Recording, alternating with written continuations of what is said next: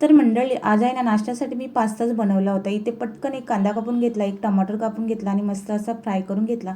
त्याच्यामध्ये पास्ता मसाला ॲड केला आणि पास्ता शिजवून मी घेतला होता तो ॲड केला आणि झटपट असा पास्ता बनवून घेतला होता आणि आम्ही मस्त असा नाश्ता करून घेतला.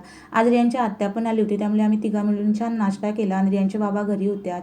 आणि मग माझ्या कामाची सुरुवात झाली. पटकन असा कचरा काढून घेतला आणि रियान झोपला होता. रियान उठल्यावरच मी हा कचरा नेहमी काढते.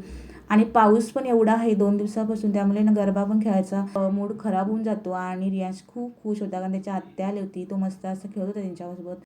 तर तुम्हाला सगळ्यांना नवरात्रीच्या खूप खूप शुभेच्छा. आता नवरात्री चालू आहे, त्यामुळे गरबा खेळायचं खूप घाई असते. त्यामुळे दुपारी सगळं जेवण ऑलमोस्ट मी करून घेते, म्हणजे डाळ भाजी वगैरे, आणि बाकीचं रात्री करतो म्हणजे पटकन जेवण होतं आणि मग आम्ही गरबा खेळायला जातो.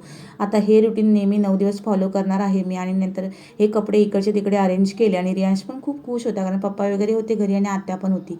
आणि आम्ही छान असं जेवण केलं आणि रात्री आम्ही तयार होऊन गरबा खेळायला गेलो. आता तुम्हालाही माहीत असेल की प्रत्येक लेडीजचं आता गरबा खेळण्याची एक्साइटमेंट किती असते, तशीच माझी आहे. भेटूया पुढच्या ब्लॉगमध्ये. तोपर्यंत बाय.